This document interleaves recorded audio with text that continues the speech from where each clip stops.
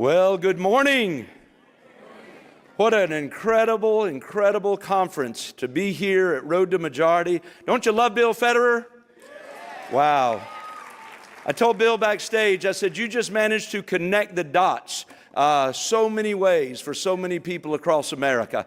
And it is indeed an incredible blessing to be here with you. It is an honor to be a part of Road to Majority here in Washington, D.C.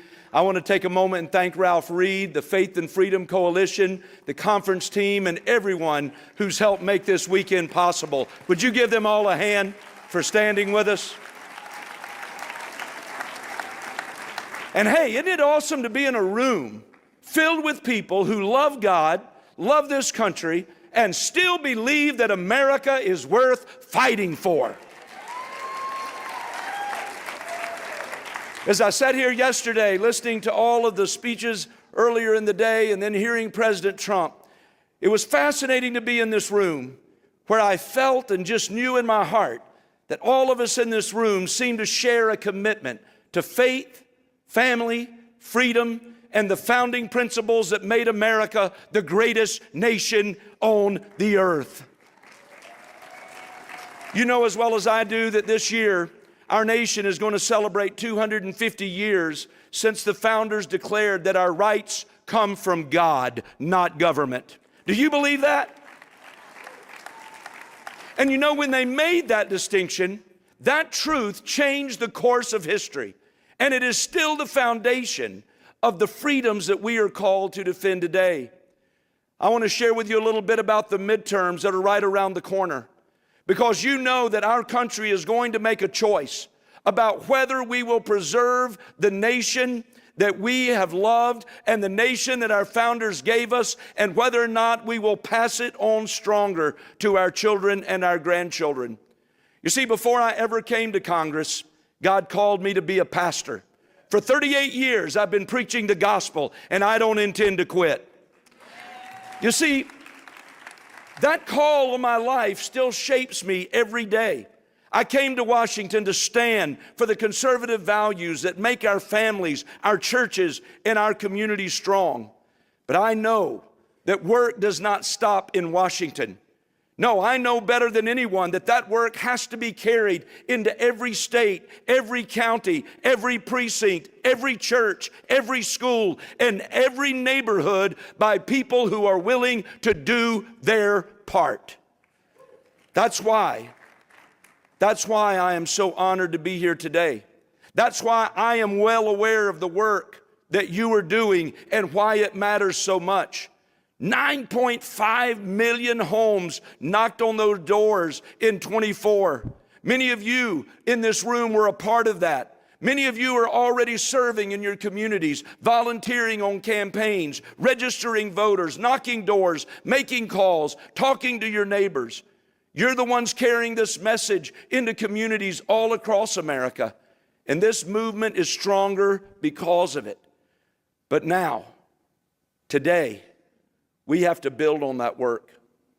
You and I must recognize that we have got to reach the parent who's worried about what is happening in their child's school. We've got to reach the church member who loves this country but has never been asked to get involved. We've got to reach that young person who needs to hear this country is still worth defending. Republicans have to carry a clear message across this country this fall. We are the party of common sense.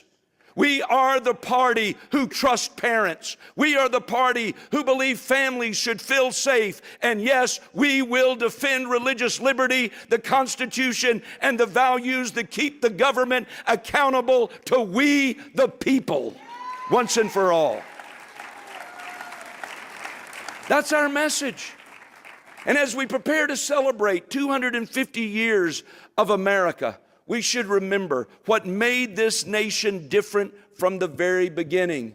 You know, our founders declared that every person is created equal and that our freedoms are not gifts from government, but they are blessings from God.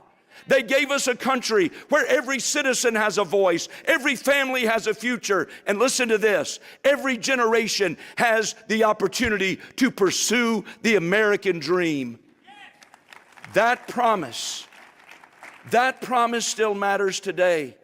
Yes, it matters to the parents who are fighting for their child. It matters to the small business owner that's trying to keep the doors open. It matters to the farmer who rises before the sun, works the land, feeds our families, and asks only for a fair shot. That's why I introduced the Equal Treatment for Farmers Act since I've been in Congress. This bill removes race and gender-based preferences from USDA programs and makes sure that federal assistance is based on need, eligibility, and merit. It does not deny help to anyone, but ladies and gentlemen, it simply says every farmer and every rancher should be judged by the same rules and given the same opportunity to succeed. That's America. We know that in America, government shouldn't pick winners and losers based on identity. It should follow the Constitution, treat people fairly, and make sure the people who feed this country are never left behind.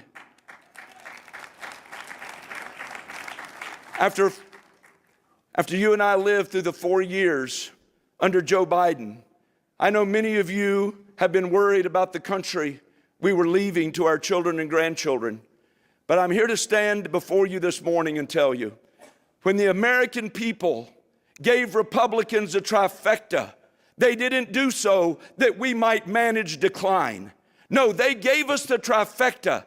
They gave us the majority so that we would reverse the decline. We would restore fiscal responsibility. We would secure our sovereign borders. We would protect our children, and we would defend the freedoms that have made America strong. That's why I have fought in this Congress for the next generation.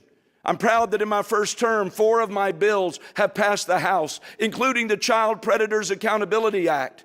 You see, protecting children is one of the most sacred responsibilities of government. And my bill would help close dangerous loopholes in federal law so predators who exploit minors, they're going to face real consequences.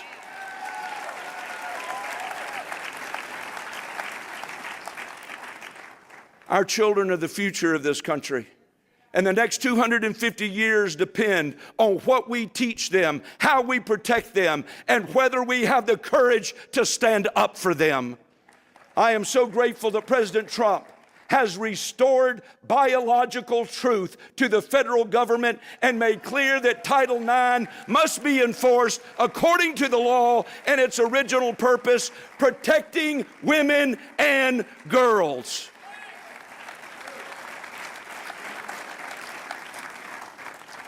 Unfortunately, you know as well as I do, we're still seeing some school districts put left-wing policies ahead of students, including in my own district in North Carolina, we've dealt with it.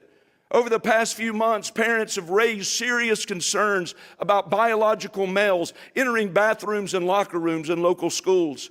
My office heard deeply troubling reports from families who said their daughters were ignored, ridiculed, or dismissed by teachers and administrators, and even the school board when they ask for help.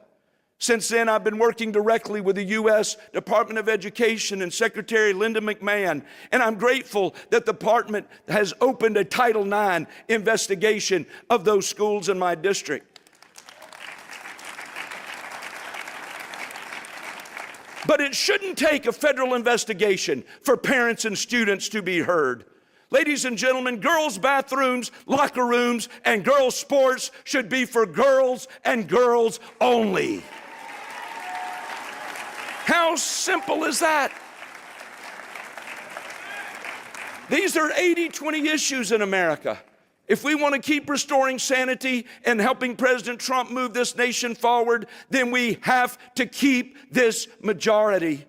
If the left takes back the House, they will use that power to stop President Trump. They will use that power to block his agenda. They will use that power to reverse our progress and to bring back the same failed policies that the American people rejected. I am here to implore you today. We cannot sit on the sidelines. We cannot assume someone else will do the work. If you believe with me that this country is worth saving, then we have to be willing to show up to fight for her right now, in this hour. I believe the people in this room probably understand this better than anyone. You know what it means to serve when nobody's watching. You know what it means to give your time, your energy, and your resources because you believe this country's worth it. And in the months ahead, that work will matter more than ever. We need Republicans now who will stay united, who will stay faithful, who will stay focused on the mission in front of us. We need people here this morning that are going to be willing to bring others along, encourage those who are tired, because yes, there are those that are tired.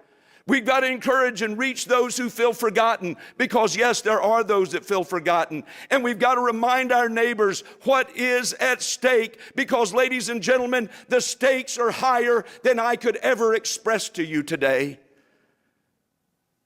250 years ago, our founders pledged their lives, their fortunes, and their sacred honor because they believed that freedom was worth the cost. That responsibility has now been handed to you and to me. None of us are going to be called to sign a declaration today. But by God's grace, we are called to defend what that declaration made possible.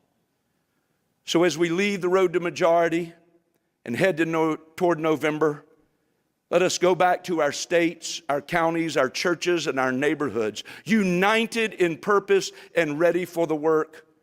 We've got to learn to speak the truth with conviction, serve our communities with humility, vote our values, and bring others into the fight and win big, and I mean too big to rig.